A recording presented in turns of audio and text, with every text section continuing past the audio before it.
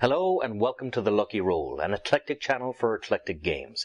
And today we're looking at Fallout New California, the expansion set for Fallout, the board game.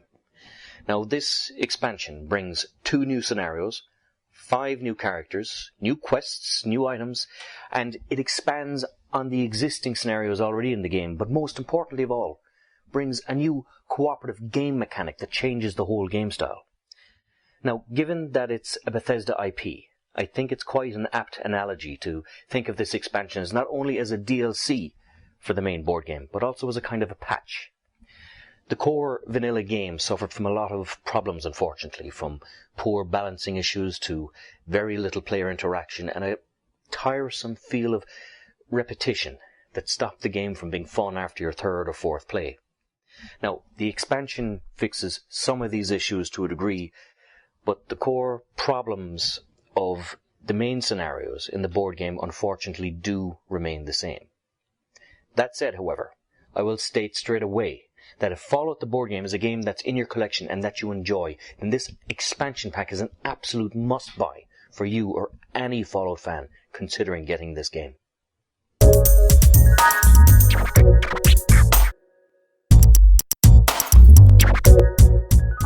There are 5 new characters to add to the roster, all of which are quite interesting and add a nice fresh dynamic to the game. The Caravan Merchant is pretty much a walking shop, and he can prove very useful in a cooperative game if characters are a good distance from a settlement. The Enclave Deserter is pretty much just a better version of the Brotherhood Outcast, but with a lower armor score. However, to make up for this, he does have full range of movement and gets an extra experience point every time he kills someone or something.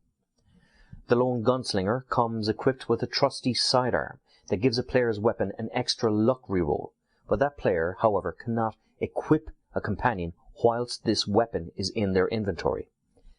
The Mr. Handy Robot comes with extra inventory slots, and if you come across junk cards, they can either be added to your armor value to increase the score, or be discarded to heal 5 hit points.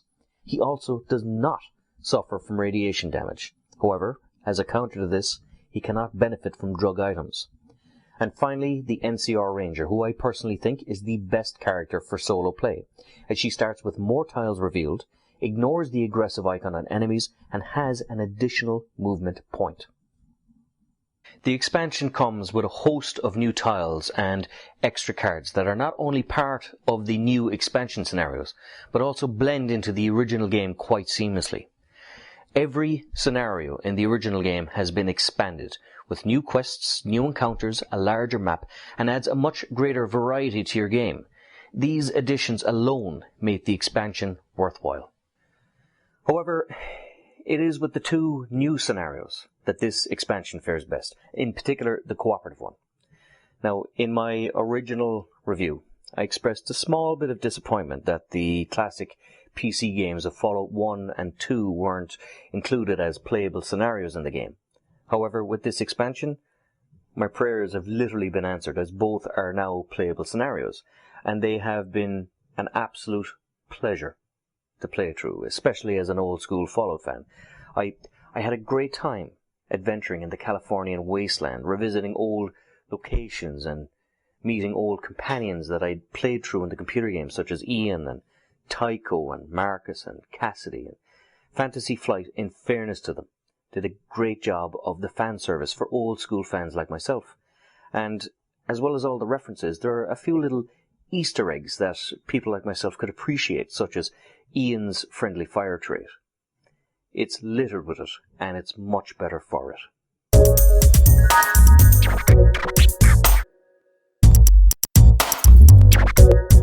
Of the 2 new scenarios in the expansion set, the first one is called Rise of the Master, and it is set in Fallout 1.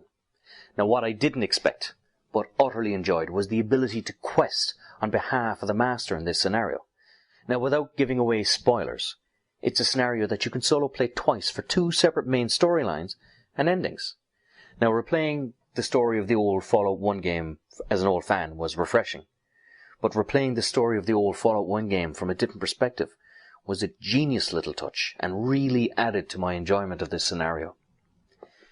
Now, the second scenario is set during Fallout 2 and is called New California. Now, this scenario is unique amongst all of the available scenarios in the game in that it is a cooperative one, where all players are on the same side and are playing against the game. It's also my favourite part of this board game expansion, because nearly every complaint the players have had about the vanilla board game and its mechanics are addressed in this scenario. Players playing cooperatively changes the dynamic of the game greatly as players coordinate to complete quests instead of compete. So, as a result, you don't feel cheated if another player completes a side quest on you or steals an agenda on you, because the resulting benefit helps the group as to opposed to just the player. So, like Fallout 2, the New California scenario is the best one of the bunch. The agenda mechanic is also changed for the better here. Instead of using agenda cards to sway influence, players can choose to manipulate the timing track instead, either pushing their faction forward or the enemy Enclave faction back. Players win when the Star faction reaches the end of the track, and they lose if the Shield Enclave faction reaches the end of the track.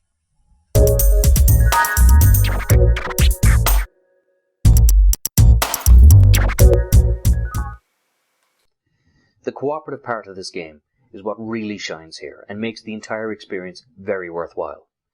In the core original Fallout board game, there was little to no player interaction aside from reading each other's cards or stealing another person's quest. With the expansion, however, it becomes a shared experience, and when played with other Fallout fans becomes great fun because you, as a group, debate the merit of certain decisions, such as whether or not you should give drugs and weapons to a load of orphans, or whether or not you should rob the local cemetery whilst the bad guys of the Enclave attack the people of the wasteland. This multiplayer and fun, silly, interactive mechanic is exactly what was missing from the original game, and the board game is made so much better as a result of this expansion. Now, unfortunately, there's only one cooperative scenario in the expansion, but there are, however, fan-made ones that you can use to apply to the original scenarios that you can find within the core game. You can find these additional scenarios within the community forums of websites such as BoardGameGeek.com. Something also worth mentioning is that there are multiple versions of certain cards, only one of which is used per game. Now, this adds a nice variety and replayability to the game. It's only a small addition, but a very welcome one, and keeps the game fresh for just that little bit longer.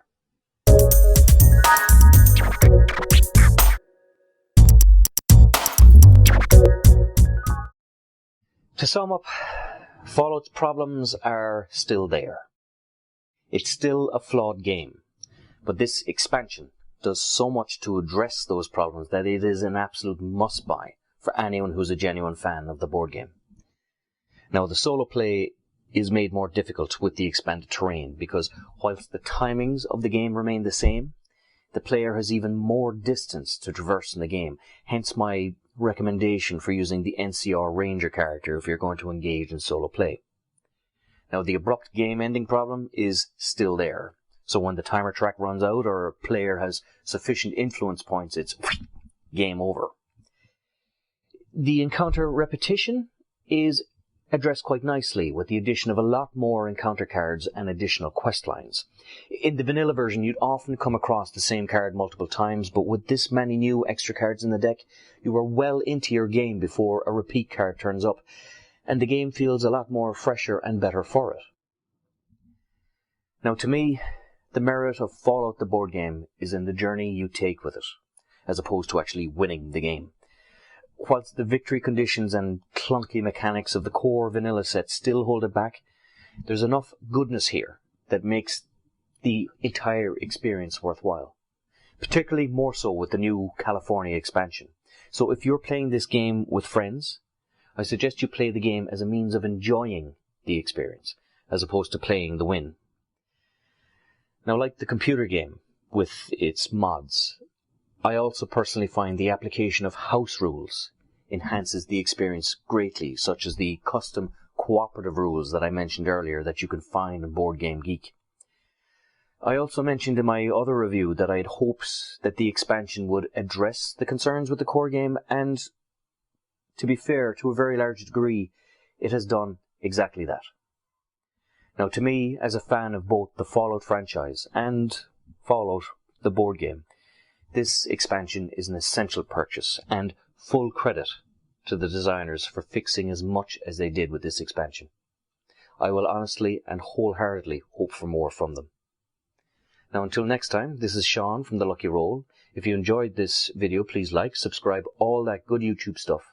And until next time, good luck and God bless.